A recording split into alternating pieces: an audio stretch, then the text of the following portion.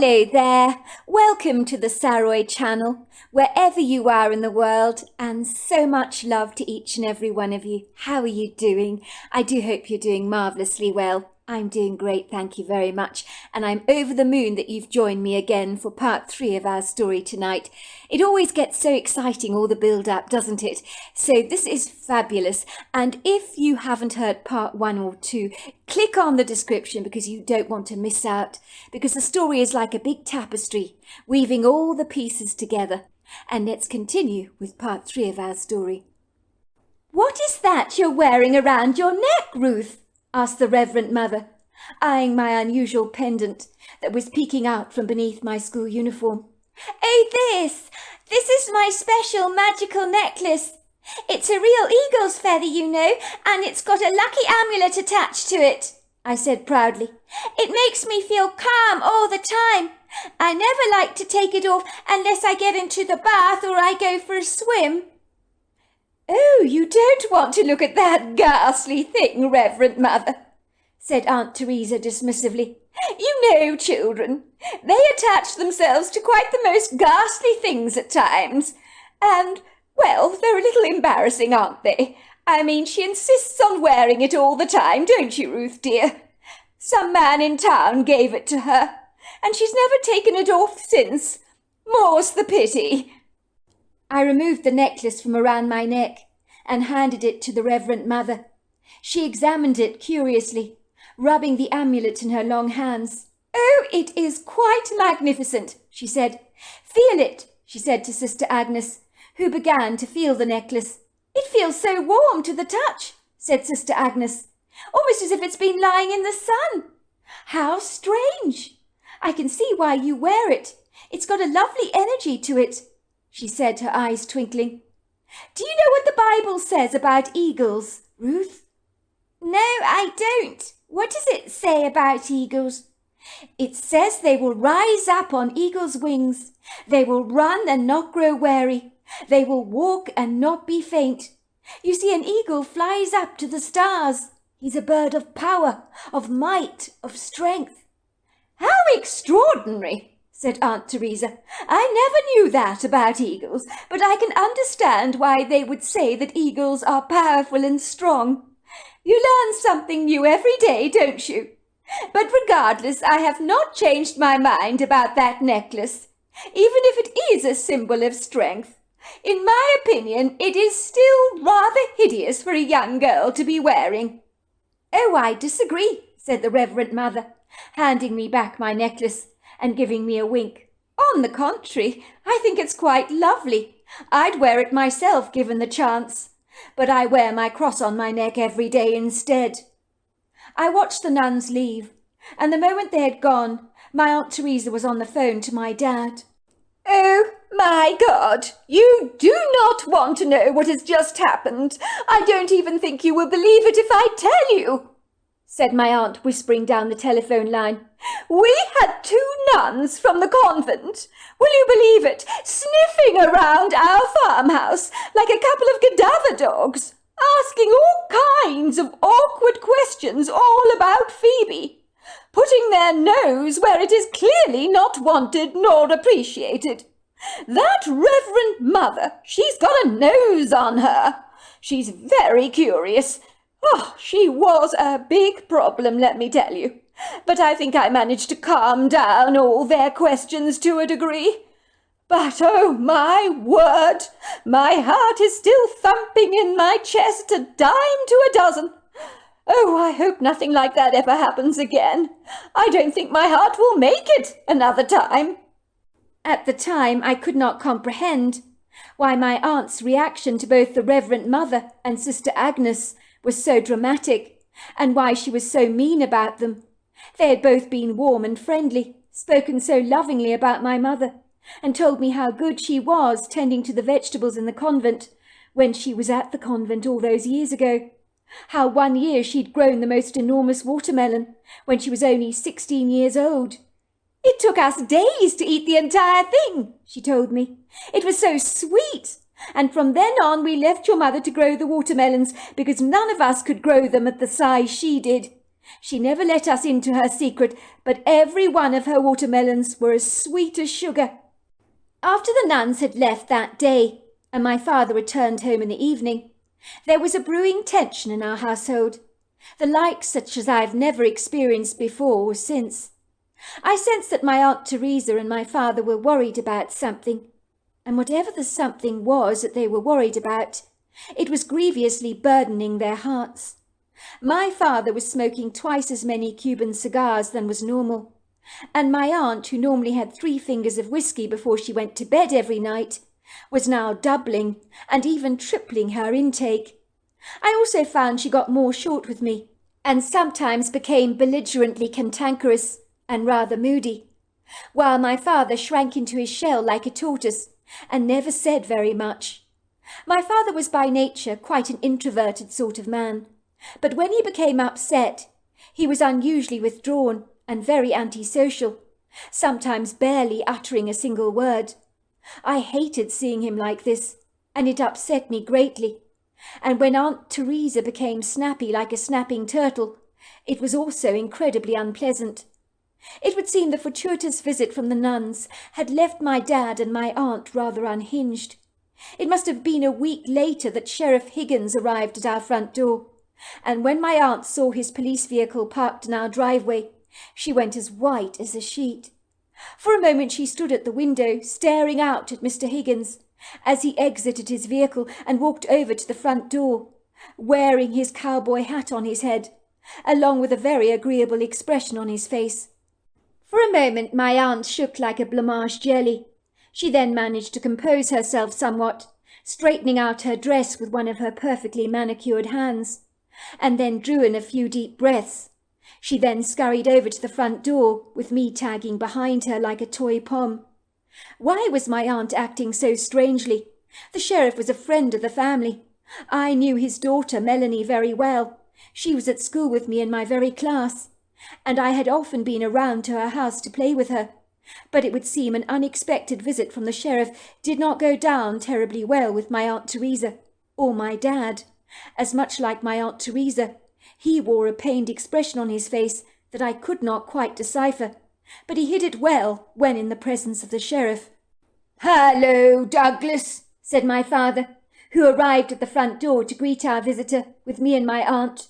"Good to see you, bro," said my dad, slapping him on the back in a friendly gesture. "Would you like to come in?" "That would be very kind, Walker. May I just have a brief word?" "Hello, Mr. Higgins," I said when I saw him. "Hello, Ruth, and how are you today?" "Fine," I said rather shyly. "Glad to hear it, Ruth," he said. Sheriff Higgins sat down at the long oakwood table, while my aunt dutifully scurried around the kitchen, like a chicken without a head, fussing over the man as if he was a long-lost relative that needed to be treated like a king. In truth, the sheriff seemed to rather enjoy my aunt's pampering, as he gratefully tucked into a piece of warm apple pie, with large dollops of clotted cream, and ummed and ahed appreciatively. It was clear he didn't get this kind of spoiling when he was at home. "This is delicious, Teresa. What can I say? You really are quite a phenomenal cook. I heard you were, but seeing is believing. I hasten to say that this apple pie of yours is one of the tastiest I've ever eaten. The cinnamon is very flavorful in this." My aunt looked terribly proud and tickled pink by the sheriff's compliments. "Well, I'm so glad you like it, Sheriff. Well, I have 2 secrets to my apple pie," she told him. "A couple of drops of oil of lemon and a sprinkle of cloves gives the apples an incredible flavour. Don't you worry, I promise you. I will make sure, Douglas, that I pack you a great big slice to take home with you," she assured him. "That would be very kind of you," said the sheriff. "I will not say no to that. Not that my wife will appreciate it. She tells me being a town sheriff has done me no favours in the figure department. She tells me being a town sheriff has done me absolutely no favours in the figure department, and that I'm beginning to look quite portly these days." he said, patting his belly. "Oh, she's talking absolute nonsense, Sheriff. You look quite remarkable. I must say, I think you've got a fabulous physique." "Thank you, that's very kind of you to say, Teresa, but my wife will not agree with you." "Now the reason for my impromptu visit," said the sheriff, addressing my father personally. "I had a phone call, Walker, very recently, from a Reverend Mother. She claims to have known your wife Phoebe very well. I gather Phoebe grew up in a convent, living among the nuns there. They grew very fond of her over the years, and consider her to be very much part of their extended family. I gather that your wife Phoebe wrote to the convent all the time, and has kept in touch with all the nuns there. So her apathy has worried them significantly. They say she's a very efficient writer most usually. The Reverend Mother, her name is Josephine, I believe, said she came to visit your farmhouse the other day, and had a very pleasant cup of tea with both Teresa and Ruth. But she thought it was very strange that your wife Phoebe has not taken Ruth with her on her sabbatical, when you parted ways, so to speak. It would seem she's a little perturbed about the whereabouts of your wife Phoebe. She felt your wife's absence from the farmhouse was very bizarre, and wanted me to look into the matter." "Of course she would say that," said my father nonchalantly, waving a hand in the air. "We're not officially divorced. We still love each other very much. You could say my wife is on a long sabbatical, trying to find herself. She mentioned going to India to meditate with some of the yogis there, and going out of state for a while. It was her idea to cut off all lines of communication from us, for a while. Otherwise it would obviously defeat the purposes and benefits of our separation, and her soul-searching, of course. She wouldn't have wanted Ruth to come along for the ride. This was something she needed to do on her own. I'm afraid the nuns might have taken that as a bad sign. But my wife wanted to abandon all connection with society for a while. She's a deep thinker, my wife, free-spirited, very unconventional and bohemian in her ways. She loves solitude and enjoys her own space. But I'm sure she will be back home soon, and I am of the opinion that we will reconcile. I do not believe my wife would want to unsettle little Ruth here, while she tries to find her inner peace. She knows very well that our daughter needs to have a life with predictable routines, so it was in her best interest to leave Ruth here with me. Nothing strange about that at all. I'm not sure how long she will be away, but I am sure she will be back." "Well, you can't say fairer than that," said the sheriff. "You're a good man, Walker. I think if I wanted to take a sabbatical from my wife for a few months, she would want my guts for garters. But I don't think there is anything wrong with couples taking a break from each other. In fact, I think it's a very good idea. Your wife having grown up in a convent, well, I'm sure she needs lots of space and solitude, probably more than most. It's a lifestyle she's very well used to, I suspect. Let's just say, your wife's probably used to peace and quiet. Raising family at the best of times can be incredibly challenging. Believe me, I know. My daughter can be quite a handful." "You're absolutely right, Inspector," my Aunt Teresa interjected, shoving a Tupperware container into his hands, containing a very generous slice of apple pie. "You figured out my sister-in-law very accurately, I have to say. She wanted to be a nun, you know, but then she met Walker and they fell in love, and so it deleted her plans of becoming a nun. But she has this instinctive need to seek out solitude all the time, which is why she's on the sabbatical." "I think I can understand that," said the sheriff. "Well, I will love you and leave you then. I'll speak to you later. Have a very good afternoon." 8 years later. I was 18 years old when I was taking a long walk down the same remote, isolated stretch of country road that I had dreaded navigating so much as a little girl. These days I felt much safer, knowing that the hairy man was out there somewhere in the woodgrove, watching over me, although I hadn't seen sight or sound of him for a very long time, and it concerned me that he might have moved away from the area, as without him around, I would genuinely feel less secure. At the time I was looking for our cat Martha. I couldn't find her anywhere. She'd been missing for 24 hours, and I began to fear the very worst. When you live in the countryside and you keep domestic cats, you know they can run into trouble from time to time. Some people might suggest you keep the cat permanently confined indoors. Indeed, I know many people who do just that for safety reasons and for the well-being of their domestic pet. We, however, considered Martha very savvy and connected to her environment. She was fully aware of the perilous dangers that lay in her midst if she ventured too far away from home. I had seen Martha chase off a coyote once that was moving in on her, sensing she was an easy target, but he gave up when Martha lashed out at him with her razor-sharp claws. So the coyote had whimpered, running away, clearly intimidated by our cat, who knew very well how to fight her corner and how to appear much bigger than she actually was, when her hair would stand up on end and she would practically double in size. Our family cat knew only too well what was out there. One of my girlfriends told me she saw a black cat being carried away by an owl once. Whether it was a case of mistaken identity, I do not know. Or maybe the owl thought he had struck the jackpot and found himself an oversized rat. But with Martha gone, I wondered if there might be an owl out there with an appetite for marmalade cats, a buzzard or even an eagle perhaps. The troubling thought made me feel very queasy.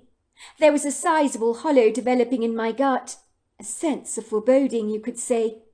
It's an owner's prerogative to be very concerned about the whereabouts of their beloved pet, and likewise I was very disturbed about little Martha, as that cat was so precious to me. Suffice to say I was aware of predators, both in the air and on the ground, the most likely being foxes, wolves or coyotes.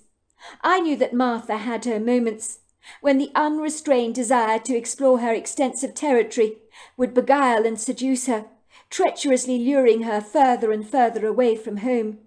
She would return most commonly smelling of dirt, and carrying in her mouth some grossly macabre trophies, such as rats, mice, bunny rabbits and toads, and God knows what else, and these little gifts were often very much alive. So it was up to me to grab them from Martha's jaws, releasing them safely back into the countryside. If it was a frog, I'd have quite the trying time to catch the thing and save it from my tenacious cat. Those frogs could leap so high. I've always really rather liked frogs, and if one comes into your house, it's a lucky sign that prosperity is on its way to you.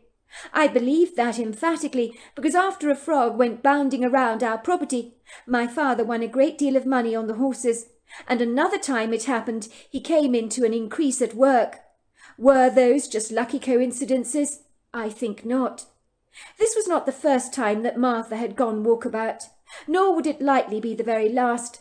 But like any long-suffering owner, when my ginger cat did not make an appearance, I would begin to worry. Aunt Teresa would shake her head and say, "Honestly, Ruth, why are you getting your knickers into a twist about absolutely nothing? It's quite normal for cats to go off for a while. My parents owned a cat called Percy, you know.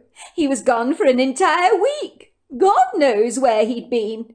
He came back thinner, but no worse for wear, looking as if butter would melt in his mouth. That's cats for you. They're highly independent animals, but Martha is a very clever cat. She'll be back, I'm sure." Tears glistened in the back of my eyes as I tried to draw comfort from my aunt's reassuring words. I wanted to believe her, I really did. But the botheration of my cat's disappearance really worried me, and I just could not sit back, twiddle my thumbs, and just hope that Martha returned. I had to find her, and find her I would. "It's just Aunt Teresa, I know Martha, and the day before yesterday she wasn't behaving right." "What do you mean?" asked my aunt. Well, she was walking up and down, looking for something. Suppose she's looking for a place to die. That's what animals do, don't they, when they wander off? The vet told me about that once. Oh, honestly, Ruth. Oh, you know Martha is a robust, healthy cat. She's not about to pop her clogs. I'm quite sure you're worrying about absolutely nothing. But if it makes you feel better, go out and call her, for goodness sake. After my mother had left home, Martha had adopted me as her new best friend. So when she wasn't around, I almost felt as if a part of me was missing, like an arm or a leg, a finger or a toe. I decided I would go looking for her, even if locating the mysterious whereabouts of Martha was in effect like looking for a needle in a haystack.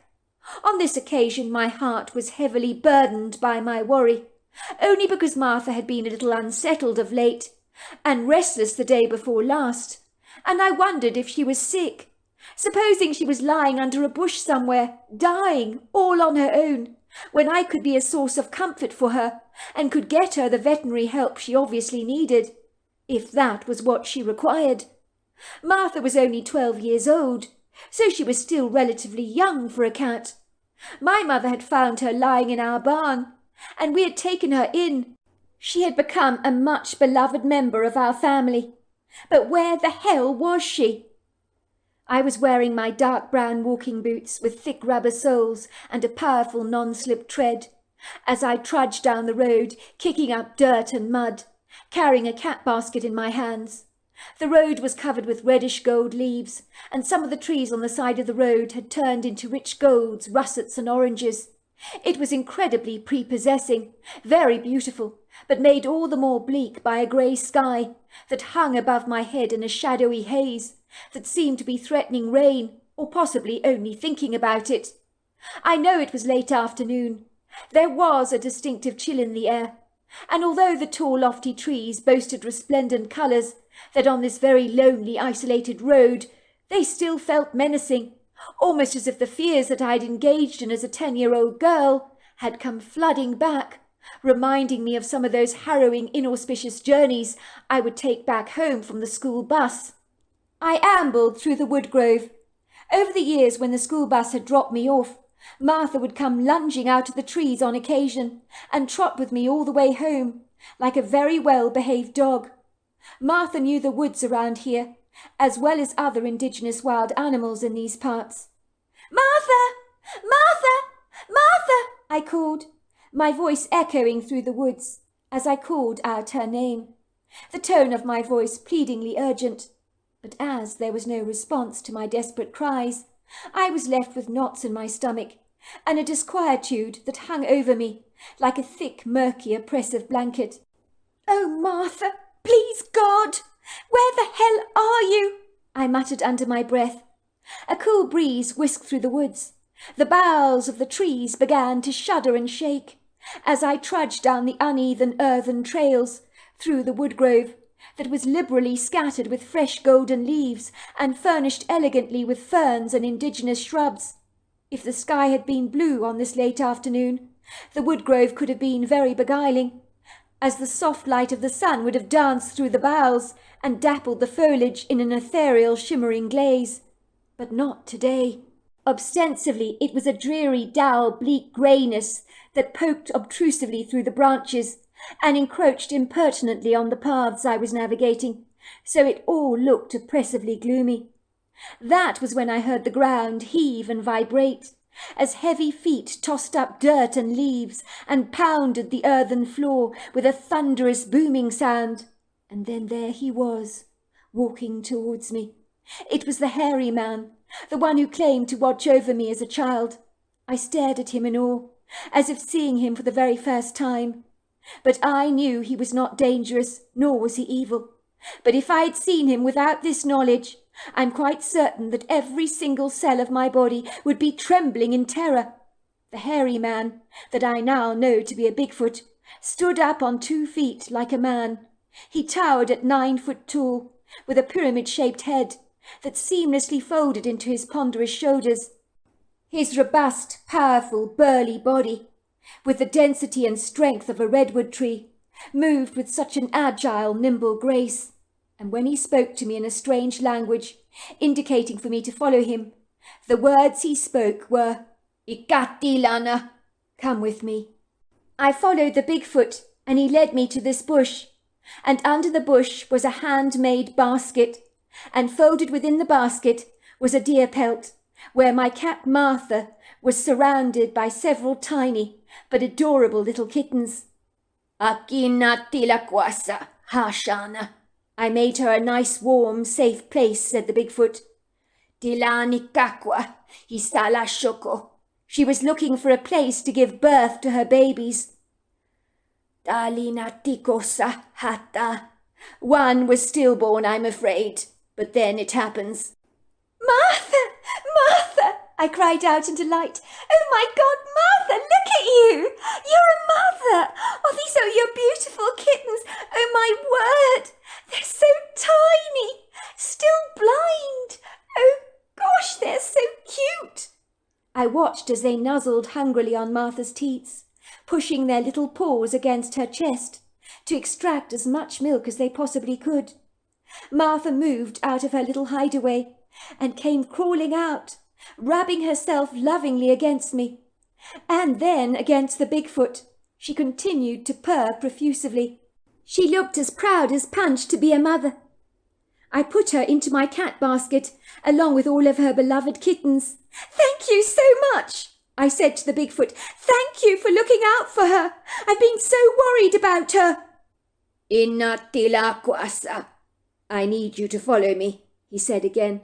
"Gila kikwasan, hoshakasalaniqua." I think you're of an age for me to show you something very significant. I followed him obediently. He led me to a very distinctive tree, with sculptural boughs that were low on the ground, poking through a very short, stubby tree trunk. It was a distinctive tree that I would be unlikely to ever forget. Then in a hollow in the tree, he pulled out something that he handed directly to me. The icy cold metal stung my fingers with its coldness, and I found myself staring at a watch. I recognized this watch at once. It had belonged to my mother when I was a girl. I'd never known her not to be wearing it. I read the engraving on the back. "To my beloved Phoebe, on our wedding day. Oh, my love, your devoted husband, Walker." The watch was in remarkably good condition, although it obviously no longer was ticking. The time was set at 12:30. Where did you get this from?" I asked the Bigfoot. The Bigfoot walked over to the ground, kicking up the leaves. "Mekan sikwasi, ha shakasakana, ho makilanikwa." She's here, your mother, in the ground. He did not mean to do it. It was an accident. Her remains are in here. But I'm glad to tell you she's at peace. Kila kuikasanakwa, hikila so pashakasana. She's not angry with your father. He didn't mean for it to happen. It was a mistake. It was in that moment that the memories of that inauspicious windy night when I was a 10-year-old girl came crashing back into my mind, like a powerful tsunami wave, and suddenly everything began to make perfect sense. Perhaps underneath all the layers of my denial, all along, I knew that on that fateful inauspicious night, all those years ago, my dad had unpremeditatively lashed out at my mother unwittingly, with tragic, deadly consequences. And now she was here, buried beneath the soil, in her resting place. I had observed my father rolling something up in a carpet, something that I could not see. I'd heard him driving away in his truck that night. Had he come here in the middle of the night with his spade to dig up a grave for my mother, and had clandestinely buried her under this incredibly distinctive tree, the kind of tree my mother would have absolutely loved? Yet despite these horrifying revelations, and the cruel hard fact that my mother was no longer with us because of my dad's actions, it was impossible to despise him. I loved him with all my heart. I considered him my hero, and nothing would ever change that, even though I was now privy to the tragic truth of what had actually become of my mother. At last the pieces of the jigsaw were finally beginning to come together. "Are you sure about this?" I asked the Bigfoot. "Akila sana, hili na tolo bikasa, shaki la kwani kokolona, sili na tilakwa, oki la casa konolo." "I am sure. I know everything that goes on in these woods. I know when a mother doe is about to give birth to her fawn. I know how many squirrels play among the trees, and how many ferns that grow across the valley floor. I know when it's going to rain. I know when the sun is going to shine, or when the snow will blanket the earth and caress the boughs of the tree with her white icicles. I know what animal breathed his last in the woods, and when his spirit left his body. I know when the flower dies in the valley, and I know when the first leaf falls on the ground in fall, and what colours to expect the trees to transform themselves into at the change of the season, and they are never always the same. I know where all the energy fields are in the wood grove. I know it all. And I know about the gateway between worlds, about the portals and openings that wink at me like eyes, that I see, but you clearly will not. I have accessed them myself, which is why sometimes you might see me one moment, and I will be gone the next. Your kind have no understanding of such things or such complexities, for they are beyond your ken. But I know about the fragments that make up our world. I also know the thoughts and feelings in a man's heart, for I can read your kind as openly as a book. And I read your father's deep regret that night, when he laid your mother to rest. His soul was very troubled, and still remains that way, for he has not forgiven himself. He was broken-hearted about what happened that night, and my heart went out to him, for his grief was so great that even the trees felt it. "But are you sure that my mother is buried here?" The Bigfoot nodded somberly. "Kila kwisa koshono. Ha gilani kasakasha." "I think I should show you for yourself. I do not like to disturb remains, but you need to see this for yourself." I watched in awe as the Bigfoot dug up the hard, unyielding ground with a prompt efficiency, scooping up the soil with his oversized hands and fingers that were the size of pork sausages. I did not stop him, even though a large part of me wanted him to. But I needed to see for myself that this was indeed the place where my mother was buried, and that she was indeed dead. For years I'd been told that my mother wanted to break from her life. "I'm sure she is alive," I was told. "She's probably in India with the yogis, getting caught up in the free flow of life there. Maybe she will never come back. She's a free spirit, you know." It had been hard to hear my aunt's hurtful words, but I clung to them, believing them to be true. But one thing I did know unequivocally was that I would never, ever see my mother again. The Bigfoot dug the ground effortlessly with his hands, and then from the ground he removed a skull, and it still had attached to it clumps of my mother's very distinctive blonde hair, while soil clung to the skull, along with some gnarled tree roots that had weaved themselves around it like hungry tentacles. The Bigfoot ripped the roots away and handed me the skull. I took it from him and stared at it in disbelief, knowing unequivocally that these were most certainly the remains of my mother. Even Martha, my cat, who was lying in the cat basket next to the grave with her kittens, curiously watched the sombre scene unfold through her green eyes that missed nothing. I ran my hands through the stringy clumps of my mother's hair. It may sound macabre, but it was anything but. In that moment it was beautiful to be reconnecting with my mother again, even if it was in the worst possible way. "I'm so sorry, Mum. I'm sorry about what happened to you that night. But I know it was an accident.